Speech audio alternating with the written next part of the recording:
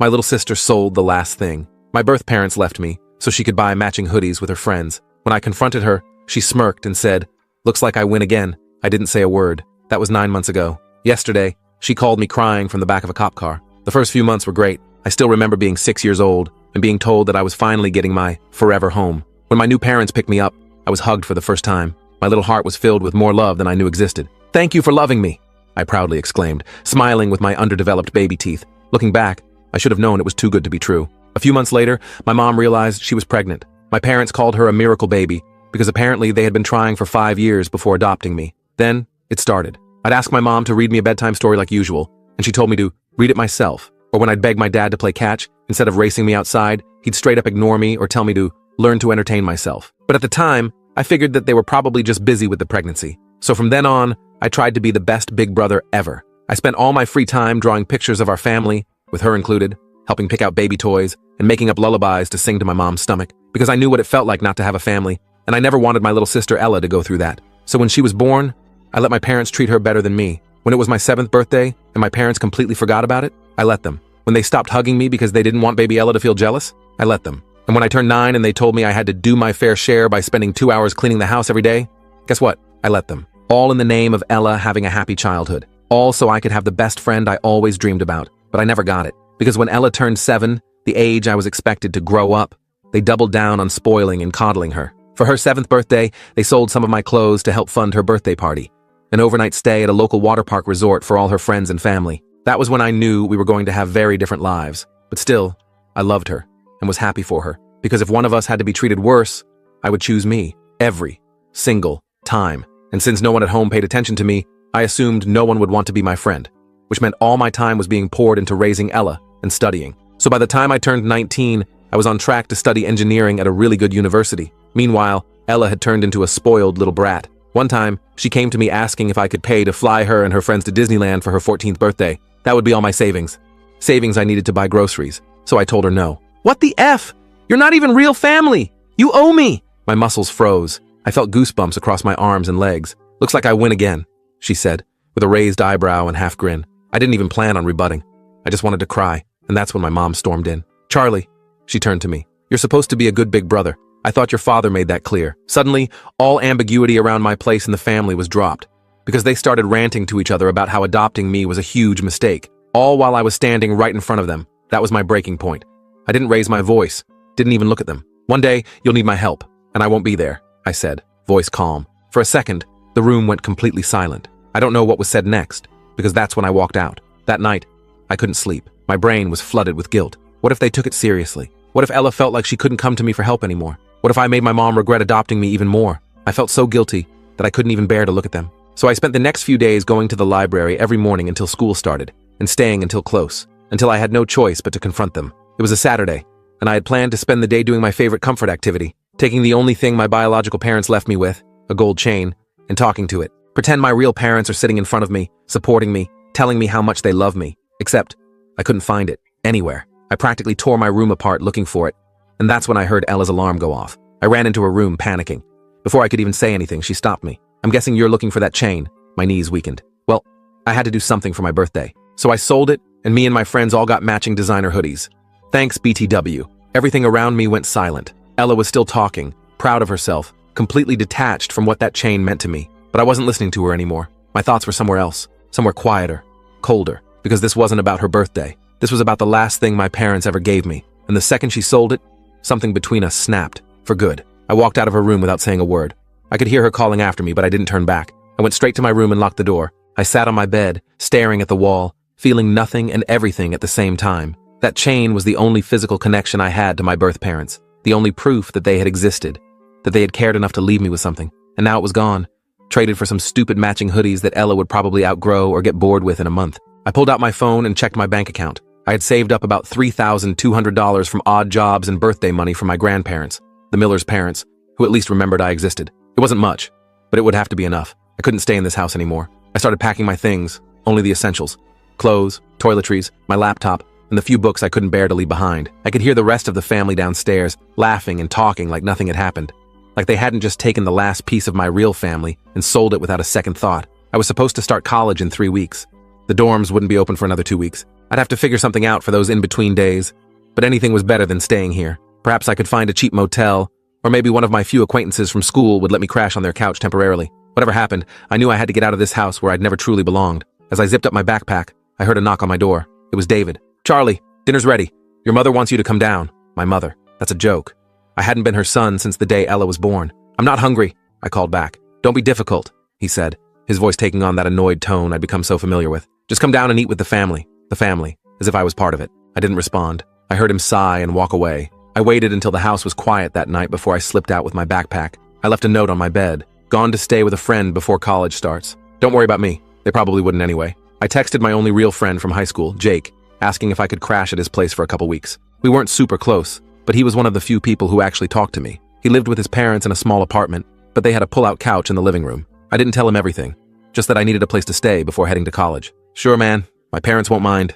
They like you," he texted back. I felt a weight lift off my shoulders. At least I had somewhere to go. I grabbed my backpack and headed out, walking the 3 miles to Jake's place since I didn't want to wake the Millers by starting my car. It was almost midnight when I arrived, sweaty and tired. Jake's mom answered the door in her bathrobe, looking concerned but not surprised. Jake must have told them I was coming. She gave me a quick hug and showed me to the couch without asking too many questions. That night, I slept better than I had in years, even on that lumpy pullout with springs digging into my back. The next morning, I woke up to the smell of bacon and coffee. Jake's mom had made breakfast for everyone, including me. She set a plate in front of me with a smile that reached her eyes. It was such a small thing, but it almost made me cry. When was the last time someone had made breakfast for me without expecting something in return? "Thanks, Mrs. Chen," I said, trying to keep my voice steady. "You're welcome, Charlie.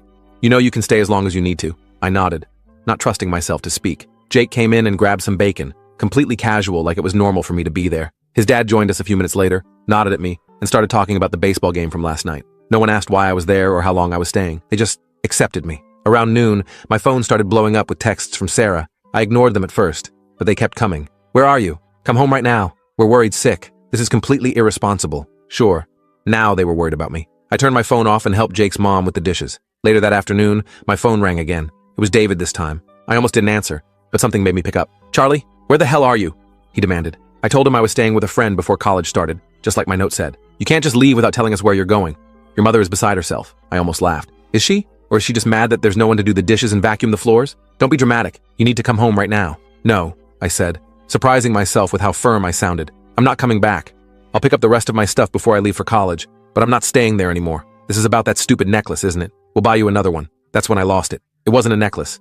It was a chain, the only thing I had from my real parents, and you can't just replace it. "Your real parents? We're your real parents, Charlie. We raised you." "No, you didn't.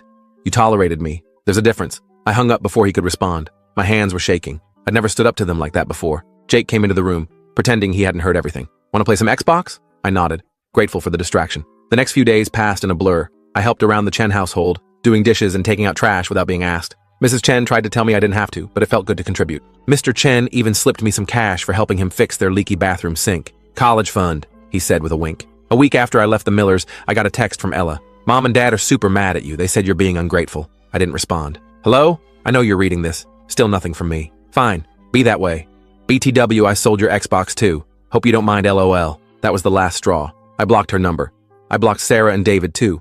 I was done with all of them. 2 days before I was supposed to leave for college, I went back to the Miller's house to get the rest of my stuff. I timed it for when I knew they'd be at work, and Ella would be at her friend's house. I used my key to get in and went straight to my room. Most of my things were still there, though my Xbox was indeed gone. I packed up my clothes, my books, and the few mementos I had managed to keep over the years. As I was about to leave, I noticed something on my desk that hadn't been there before. It was a small box with my name on it. Inside was a cheap gold-colored chain, obviously new from the mall or something. There was a note. "Hope this makes up for the other one." I almost laughed. They still didn't get it. It wasn't about the chain itself. It was about what it represented. This fake replacement was actually the perfect symbol for our relationship, a cheap imitation of something real and valuable. I left the chain and the note on my desk and walked out of that house for the last time. College was a fresh start. My scholarship covered tuition and housing, and I had enough saved up for books and basic necessities. I got a part-time job at the campus library to cover everything else. For the first time in my life, I felt free. My roommate Thomas was a cool guy who minded his own business but was friendly enough. We got along well, mostly because we both respected each other's space. The classes were challenging but interesting, and I threw myself into my studies. Engineering wasn't easy, but it gave me something to focus on besides my messed-up family situation. About a month into the semester, I got an email from Sarah. I almost deleted it without reading, but curiosity got the better of me. "Charlie, I hope college is going well. We miss you at home. Ella has been asking about you. Please call when you can. Love, Mom. I didn't respond. 2 weeks later, another email came. Charlie, please respond. We're worried about you. Dad and I want to come visit. Let us know when would be a good time. Love, Mom. I deleted that one too. I wasn't ready to see them or talk to them. Maybe I never would be. Midterms came and went. I aced most of my classes, struggling only with Calculus 3. My professor suggested I join a study group, which turned out to be the best decision I could have made. That's where I met Riley, a mechanical engineering major with bright blue hair and the quickest mind I'd ever encountered. She explained complex concepts in ways that actually made sense.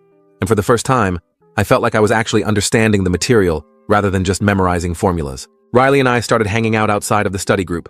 We'd grab coffee or pizza, talking about classes at first, then about everything else. She told me about her large, chaotic family, 5 siblings, parents who worked multiple jobs, grandparents who lived with them. I told her about the Millers, though I kept some of the worst details to myself. They sound like real pieces of work, she said, after I explained how they'd forgotten my birthday 3 years in a row. I shrugged. I'm better off without them. Probably. But it still sucks. Everyone deserves to have people who care about them. Something about the way she said it made my throat tight. I changed the subject quickly. Thanksgiving break came up faster than I expected.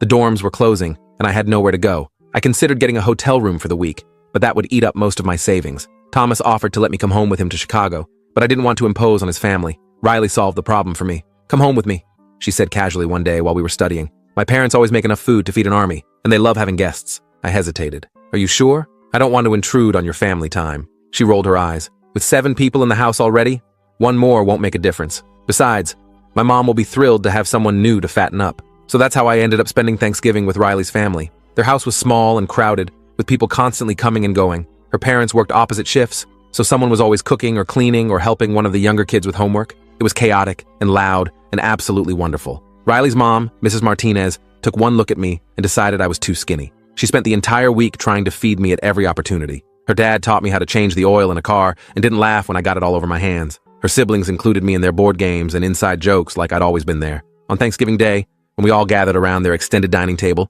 actually 2 tables pushed together with mismatched chairs, Mrs. Martinez asked everyone to say what they were thankful for. When it was my turn, I found myself getting emotional. I'm thankful that Riley invited me here, I managed to say. And I'm thankful that all of you have made me feel so welcome. Mr. Martinez raised his glass. Family isn't always blood, kid. Sometimes it's who shows up when everyone else walks away. I had to look down at my plate to hide the tears in my eyes. This was what family was supposed to feel like. When we got back to campus after break, I had 3 more emails from Sarah and 1 from David. I deleted them all without reading them. I was moving forward with my life, and they weren't part of it anymore. Winter break was approaching, and once again, the dorms would be closing. This time, I didn't even have to worry about where to go. Riley invited me back to her house without me having to ask, and her parents called to insist I come. We've already got your stocking hung up, Mrs. Martinez told me over the phone. The day before we were supposed to leave campus, I got a call from a number I didn't recognize. Normally, I would have let it go to voicemail, but I was expecting a call about a summer internship I'd applied for, so I answered. Hello? Charlie? It's Grandma Miller. I froze. I hadn't spoken to David's mother since I left for college. Charlie?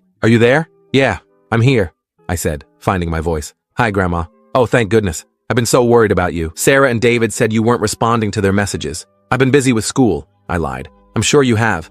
Your grandfather and I are so proud of you for getting that scholarship. She paused. We miss you, Charlie. We'd love to see you over the break. I hesitated. I had always liked my grandparents. They'd never treated me differently from Ella, and they always remembered my birthday. But seeing them would mean potentially seeing the rest of the Millers, and I wasn't ready for that.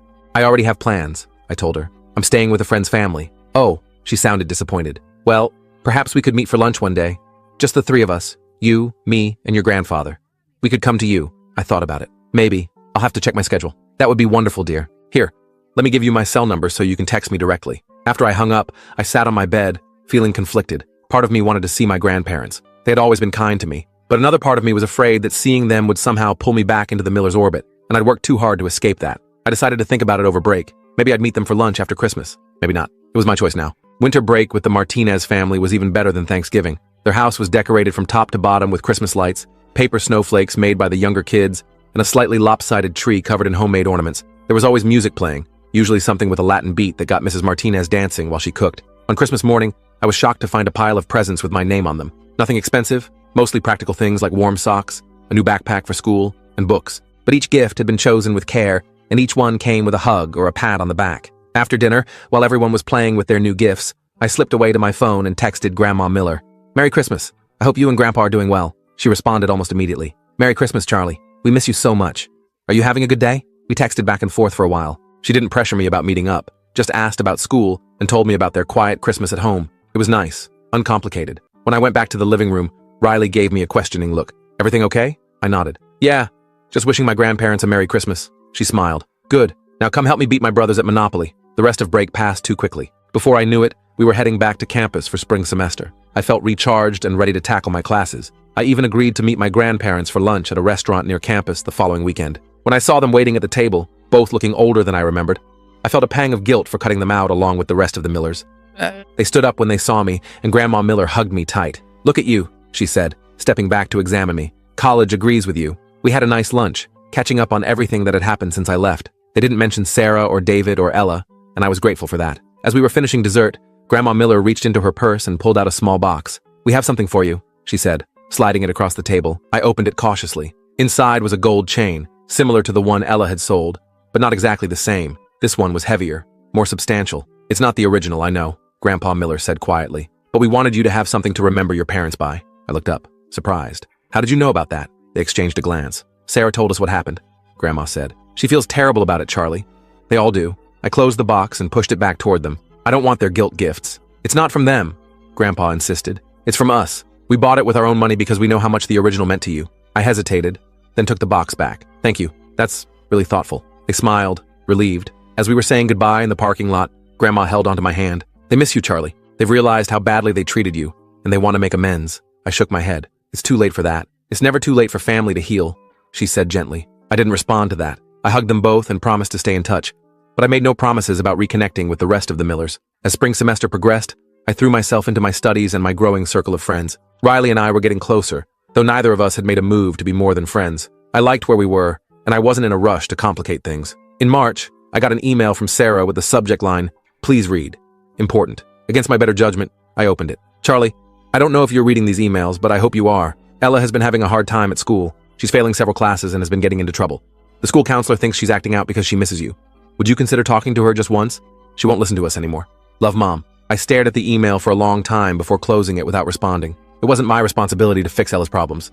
They had made it clear for years that I wasn't really part of their family. Why should I step in now? But the email nagged at me. Despite everything, I still cared about Ella. She was just a kid, and she'd been raised to be entitled and spoiled. That wasn't entirely her fault. A week later, I got another email, this time from David. Charlie, I know we've made mistakes. Many mistakes. But Ella is in serious trouble. She was caught shoplifting yesterday. The store isn't pressing charges because it's her first offense, but she needs help. She needs her big brother. Please call us. Again, I didn't respond, but I did talk to Riley about it. They're trying to make their problems your responsibility, she said, after I showed her the emails. That's not fair to you. I know, I said. But what if I could help her? What if she really is acting out because I left? Riley gave me a long look. Charlie, you're one of the kindest people I know, but you can't set yourself on fire to keep other people warm. They didn't care about your needs for years. Why should you drop everything to fix their problems now? She was right, of course, but that night, I couldn't sleep. I kept thinking about Ella. Yes, she had been spoiled and mean, but she was still just a teenager, and maybe, in her own way, she did miss me. The next day, I did something I never thought I would do. I called Sarah. Charlie? She sounded shocked that I had actually called. Is that really you? It's me, I confirmed. I got your emails about Ella. Oh, thank goodness. She's been so difficult lately. We don't know what to do with her. What exactly is going on? I asked. Sarah launched into a litany of complaints. Ella was failing classes, talking back, breaking curfew, hanging out with the wrong crowd. The shoplifting incident had been the last straw. We've tried everything, Sarah said, sounding desperate. Taking away her phone, grounding her, nothing works. The only person she ever listened to was you. I doubted that was true, but I didn't argue. What do you want me to do about it? I'm 3 hours away at college. Could you come home for a weekend? Just to talk to her? I almost laughed. Home? That hasn't been my home for a long time, Sarah. There was a pause. I know we've made mistakes, Charlie. We've realized that since you left. We miss you. All of us do. I find that hard to believe. It's true. Please, just come for a day. Talk to Ella. Then you can go back to college and never speak to us again if that's what you want. I thought about it. I'll think about it, but I'm not promising anything. After I hung up, I sat on my bed, wondering if I was making a huge mistake. Part of me wanted to help Ella. Another part of me was afraid that if I went back, I'd get sucked into their dysfunction again. I talked it over with Riley, who was concerned. If you do this, you need to set clear boundaries, she said. Go for the day, talk to Ella, and leave. Don't stay overnight. Don't let them guilt you into anything else. I know, I assured her. I'm not the same person who left last summer. I won't let them manipulate me again. So the following Saturday, I borrowed Thomas's car and drove the 3 hours back to the town where the Millers lived. I didn't tell them exactly when I was coming. I just texted Sarah that morning. I'll be there around noon. I'm only staying for a few hours. As I pulled up to the house, my stomach was in knots. I hadn't been back since I'd grabbed the last of my things before college. It looked exactly the same from the outside, but it felt completely different to me now. This wasn't my home anymore. It was just a house where I used to live. I took a deep breath and knocked on the door. Sarah answered almost immediately, like she'd been waiting by the window. "Charlie?" she said, her eyes filling with tears. "You came." I nodded, not trusting myself to speak. She stepped aside to let me in, and I walked into the house that had never really been my home. I stepped into the living room and immediately noticed how quiet it was. No TV blaring, no music, no Ella shouting at her friends on the phone, just silence. "Where's Ella?" I asked, getting straight to the point. "In her room," Sarah said. "She doesn't know you're coming. We thought it might be better as a surprise." David appeared from the kitchen, looking uncomfortable. "Charlie, thanks for coming." I nodded but didn't say anything. The awkwardness was thick enough to cut with a knife. I glanced around the living room, noticing small changes. New curtains, different throw pillows on the couch, a family photo on the wall that must have been taken after I left. "I'll go get Ella," Sarah said, heading for the stairs. While she was gone, David cleared his throat. "You look good. College treating you well?" "Yeah, it's great," I said, not elaborating. I wasn't here for small talk. A few minutes later, I heard footsteps on the stairs. Ella appeared, looking nothing like the confident, bratty kid I remembered. Her hair was unwashed, pulled back in a messy ponytail. She was wearing sweatpants and an oversized hoodie. When she saw me, she froze. "Charlie?" Her voice was small, uncertain. "Hey," I said, trying to keep my tone neutral. She just stood there, staring at me like I was a ghost. Then she turned and ran back upstairs. I heard her bedroom door slam. Sarah sighed. "She's been like this for months. Up and down. One minute she's screaming at us, the next she's crying in her room. What do you want me to do about it?" I asked. "Just talk to her," David said. "She won't listen to us anymore." I headed upstairs without another word. I knew the way to Ella's room by heart, even though it had been months since I'd been there. I knocked on her door. "Go away," she shouted. "It's Charlie," I said. "Can I come in?" Silence. Then the sound of footsteps. The door opened a crack, and Ella peered out at me. "Why are you here?" she asked. "Your parents called me. Said you were having trouble." She rolled her eyes. "Of course they did. They can't handle me on their own. Can I come in?" I asked again. She hesitated, then opened the door wider. Her room was a mess. Clothes everywhere, empty soda cans on her desk, bed unmade, very different from the pristine princess room it used to be. I sat down on her desk chair while she flopped onto her bed. For a minute, neither of us spoke. "So," I finally said, "shoplifting, huh?" She shrugged, picking at a loose thread on her comforter. "It wasn't a big deal. Just some makeup. It is a big deal if you got caught. Could have gone on your record. Whatever. Not like it matters." I studied her for a moment. "What's going on with you, Ella? This isn't like you." She laughed, but there was no humor in it. "How would you know? You left." "Yeah, I did. After you sold the only thing I had for my biological parents." She had the decency to look ashamed at that. "I didn't think it was that important." "BS," I said, surprising both of us with my language. "You knew exactly what you were doing." She didn't deny it. She just looked down at her hands. "Look," I said, softening my tone. "I'm not here to rehash old stuff. I'm here because your parents are worried about you. They're not worried about me," she said bitterly. "They're worried about how I make them look. Perfect parents with their perfect miracle baby who's suddenly not so perfect anymore." That hit close to home. It was exactly how I'd felt growing up, like I was just a prop in their perfect family narrative. "Is that why you're acting out? To mess up their perfect image?" She shrugged again. "Maybe. I don't know. Everything just sucks now." "Since when?" "Since you left," she admitted quietly. "Everything changed after you left. Mom and Dad fight all the time.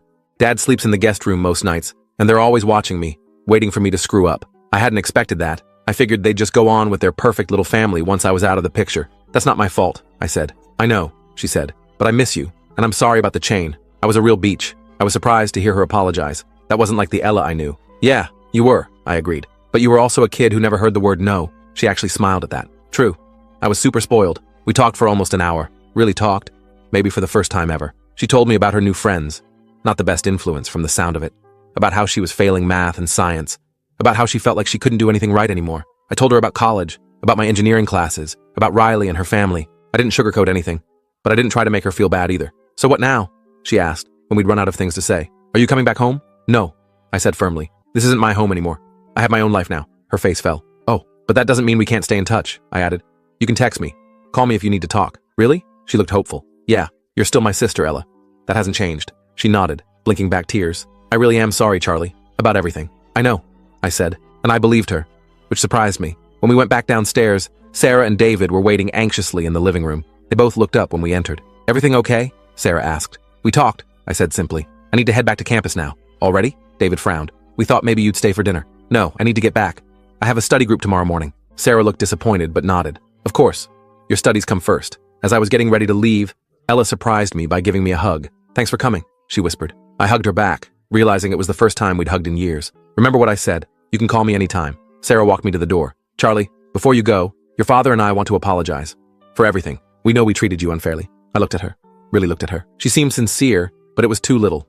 Too late. "I appreciate that," I said, "but it doesn't change anything. We'd like a chance to make it up to you," David said, joining us at the door. "To be a family again." I shook my head. I have a family now. People who actually care about me. They both flinched at that, but I didn't regret saying it. It was the truth. Take care of Ella, I said. She needs parents, not friends. Set some boundaries. Be consistent. They nodded, looking lost. I almost felt sorry for them. Almost. I drove back to campus, feeling lighter somehow. Seeing the Millers again had confirmed what I already knew. I was better off without them. But talking to Ella had been good. Maybe there was hope for her yet. When I got back to my dorm, Riley was waiting for me in the common room. "How'd it go?" she asked. I filled her in on everything as we walked to the cafeteria for dinner. She listened without interrupting, which was one of the things I loved about her. "So you're going to stay in touch with Ella?" she asked when I finished. "Yeah, I think so. She's just a kid, you know? And maybe if she has someone to talk to who isn't Sarah or David, she'll get her act together." Riley smiled. "You're a good brother, Charlie, even after everything they put you through." The next few weeks were busy with midterms and projects. Ella texted me a few times, mostly normal teenage stuff. She was trying harder in school, she said. Had broken up with her boyfriend, who was kind of a loser anyway. It wasn't deep conversation, but it was something. Sarah emailed me once, asking if I'd reconsider coming home for spring break. I politely declined, telling her I was going to Riley's again. She didn't push it, which I appreciated. My grandparents continued to reach out regularly. I met them for lunch again, and this time, it was easier. They didn't mention Sarah or David, and I was grateful for that. They were the only part of the Miller family I still wanted in my life. As the semester wound down, I started making plans for the summer. I'd landed an engineering internship in the same city as our university, which meant I could stay in the area. Riley had gotten a research position on campus, so she'd be around too. One evening in late April, Riley and I were studying in the library when my phone rang. It was Ella. I almost sent it to voicemail. We were in the quiet zone. But something made me answer. "Hello?" I whispered, stepping out into the hallway. "Charlie?" Ella's voice was shaky. "Can you talk?" "Yeah. What's up?" "Mom and Dad are getting divorced." I wasn't entirely surprised, given what Ella had told me about them fighting, but I was surprised that they'd actually made the decision. "Are you okay?"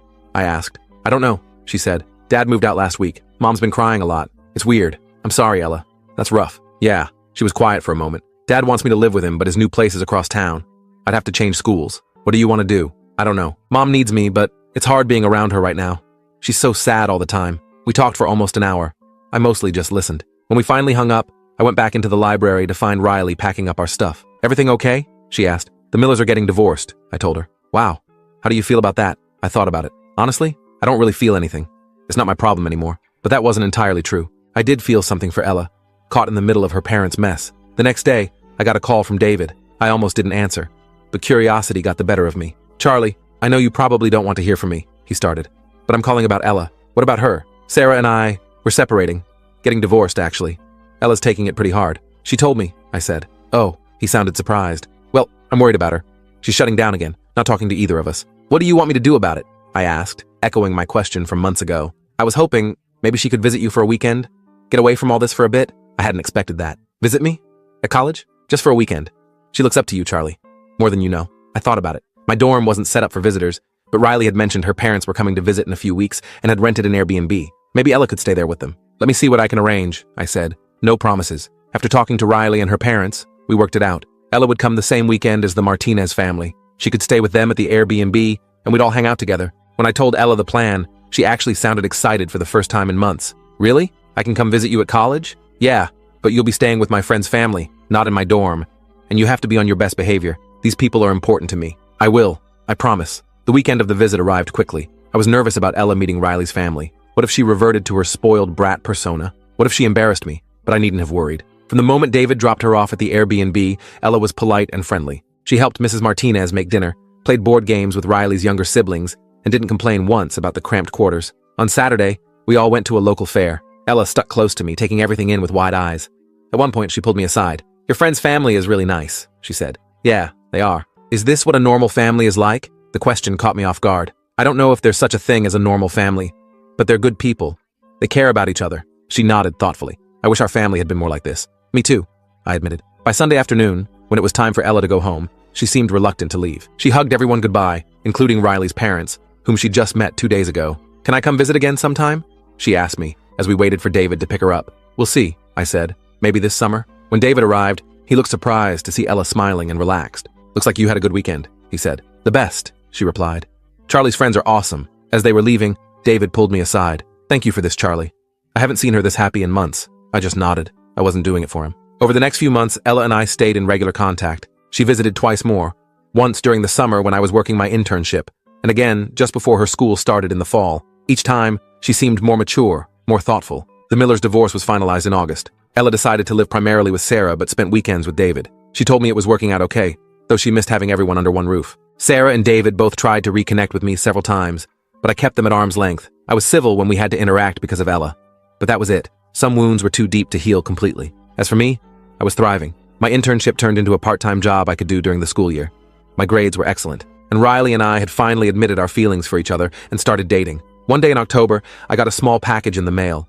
It was from Ella. Inside was a gold chain, not my original one, but similar. There was a note. I saved up my allowance for 6 months to buy this. I know it can't replace the one I sold, but I wanted you to have it. Love, Ella. I put it on immediately and sent her a photo. Her response came back quickly. Looks good, big brother. That chain wasn't just a piece of jewelry. It was a reminder that sometimes family isn't who raises you. Sometimes it's who you choose to keep in your life. And sometimes it's who fights to be there even after everything falls apart. I may have lost my adoptive parents, but I gained something better.